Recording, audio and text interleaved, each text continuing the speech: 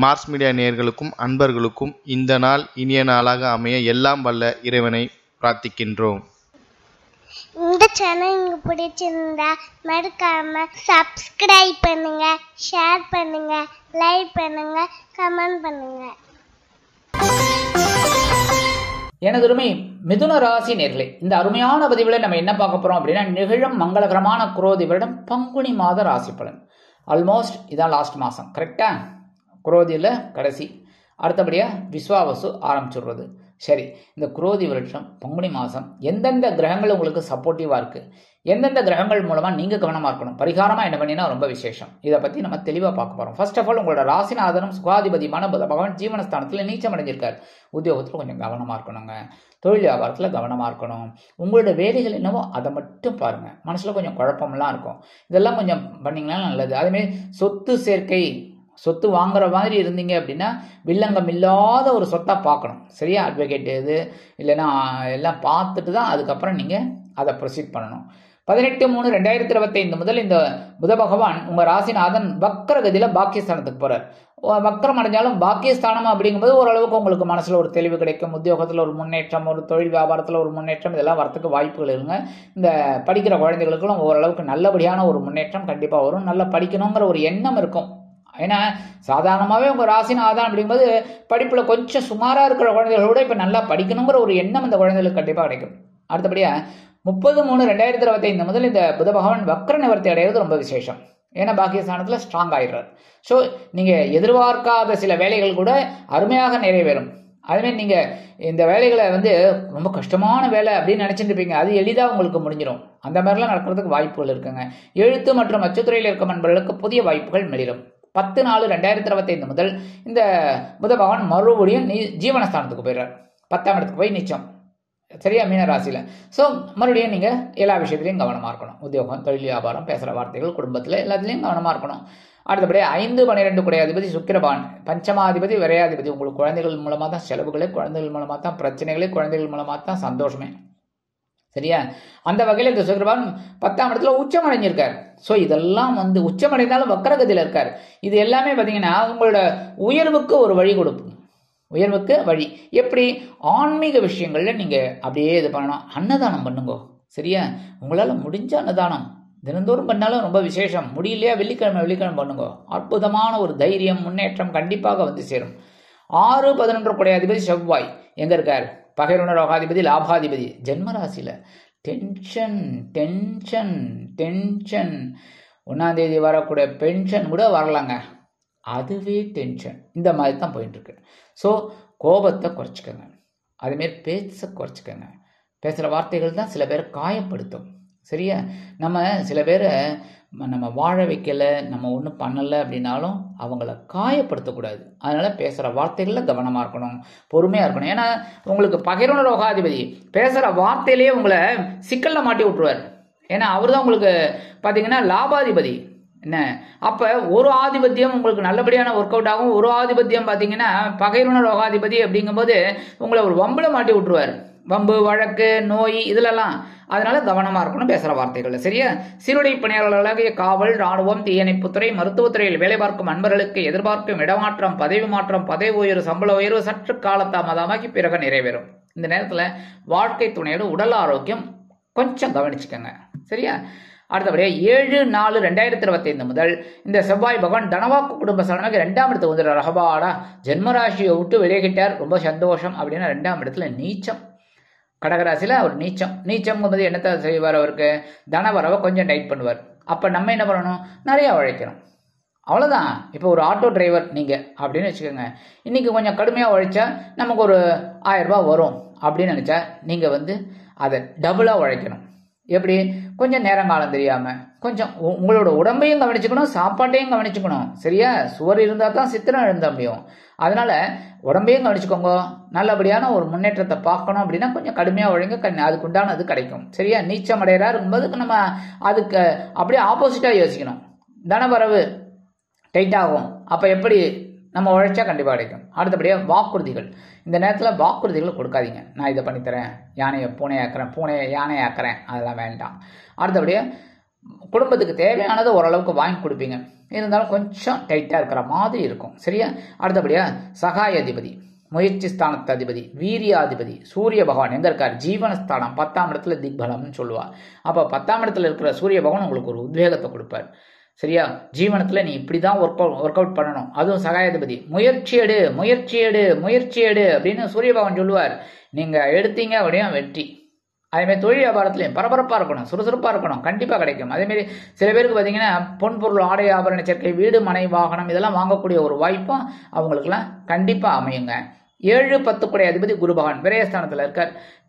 செலவு தான் போயின்னு இருக்கு, வரவு வருதா இல்லையா தெரியல. ஆனால் செலவு ஏதோ ஒரு விஷயத்துல போய்கிட்டே இருக்கு. ஒன்று குழந்தைகள் மூலமா, இல்லை வாழ்க்கை துணை மூலமா, இல்லை நண்பர்கள் மூலமா, தொழில் வியாபாரத்தின் மூலமாக, அல்லது உத்தியோக நிமித்தமாக எப்படியோ போயிட்டு இருக்கியா செலவு. டைட்டா இருக்கு. பேங்க் பேலன்ஸ் பார்த்தா எல்லாம் டெபிட் டெபிட் டெபிட். செலவு தான். கிரெடிட்டு மாசம் ஒரு நாள், அவ்வளோதான்.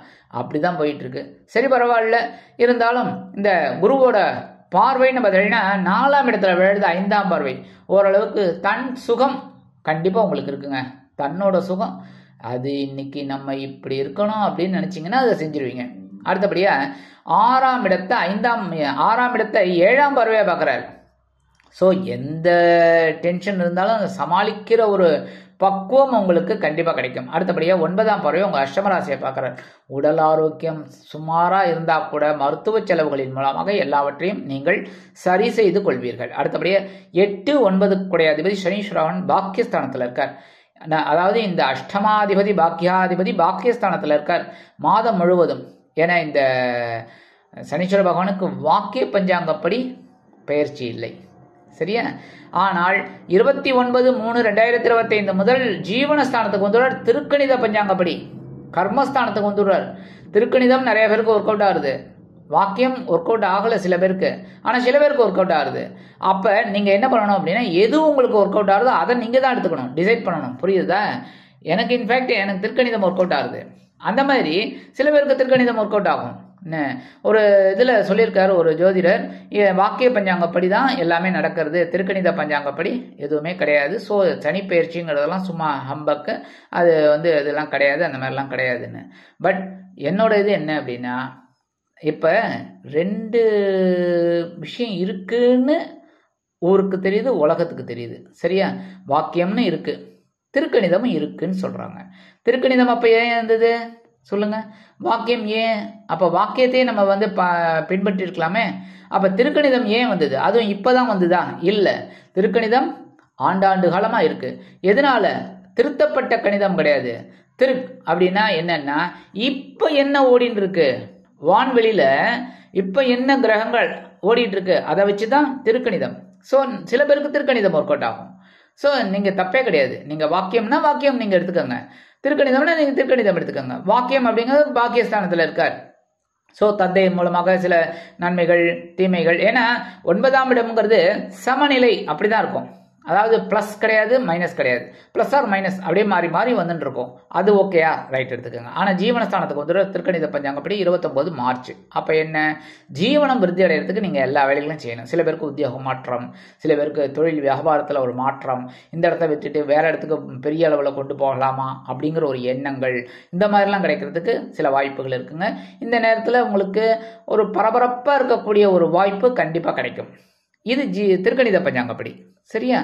இந்த சாயா கிரகங்கள் என்று அழைக்கப்படக்கூடிய ராகு பகவான் ஜீவனஸ்தானத்திலும் கேது பகவான் சுகஸ்தானத்திலும் இருக்கார். இப்போ 4, 10ங்கிறது ஒன்றும் பெரிய இது கிடையாது, பிரச்சனை கிடையாது. அப்போ இந்த ஜீவனஸ்தானத்தில் இருக்கிற ராகு உங்களுக்கு கொஞ்சம் வேலை கொடுப்பார், கொஞ்சம் குழப்பத்தை கொடுப்பார், ஒரு டென்ஷனை கொடுப்பார், ஒரு எல்லாத்துலேயும் முன்னேற்றத்தை கொடுப்பார். இருந்தாலும் ஓரளவுக்கு அப்படியே என்னவோ பண்ணிட்டு இருப்பீங்க, அவ்வளோதான். அடுத்தபடியாக கேது உங்கள் சுகஸ்தானம்ங்கும்போது சுகத்தை கொஞ்சம் கெடுப்பார்.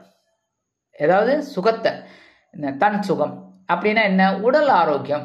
அவர் கை வைக்கிறதே முதல்ல உடல் ஆரோக்கியத்துல தான். ஏன்னா ஒரு ஞானத்தை கொடுப்பார், ஞானக்காரகன் இல்லையா, ஞானத்தை கொடுப்பார். என்னன்னா என்ன? ஒரு கண்டதை சாப்பிடுவீங்க, ஹோட்டலில் போயிட்டு உங்களுக்கு பரோட்டா ஒத்துக்காது, பரோட்டா சாப்பிடுவீங்க. என்ன அப்போ ஒத்துக்காது சாப்பிட்றது யாரு? நீங்கள் தான். கேது சாப்பிட சொன்னாரா? ராகு சாப்பிட சொன்னாரா? கிரகங்கள் சாப்பிட சொன்னாரா? இல்லை நான் சொன்னேன்னா? இல்லை, நீங்கள் தான் சாப்பிடணும்னு முடிவு பண்ணீங்க. அப்போ உங்களுக்கு உடலுக்கு ஒத்துக்காத சில வேலைகளை நீங்கள் செய்யக்கூடாது. அப்போ உங்களுக்கு ஆட்டோமேட்டிக்காக எல்லாம் நல்லதாகவே நடக்கும்.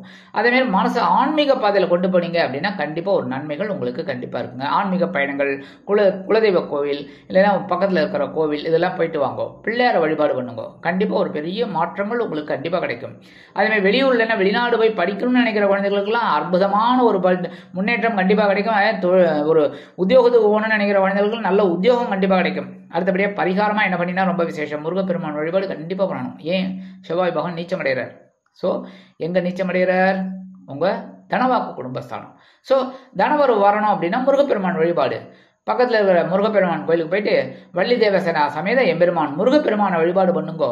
ரொம்ப விசேஷமான பலன்கள் உங்கள் கண்டிப்பாக கிடைக்கும். அடுத்தபடியாக மகாலட்சுமி தாயார், சுக்கிர பகவான் உங்களுக்கு வக்ரகதியில் இருக்கார். அப்போ நீங்கள் என்ன பண்ணணும், மகாலட்சுமியோட அருள் பரிபூர்ணமாக கிடைக்கணும் அப்படின்னா கண்டிப்பாக வெள்ளிக்கிழமை அம்பாள் வழிபாடு, மகாலட்சுமி தாயார் வழிபாடு ரொம்ப விசேஷமான பலன்கள் உங்களுக்கு கண்டிப்பாக கிடைக்கிறதுக்கு ஒரு உறுதுணையாக இருக்கும். அடுத்தபடியாக பெருமாள் வழிபாடு.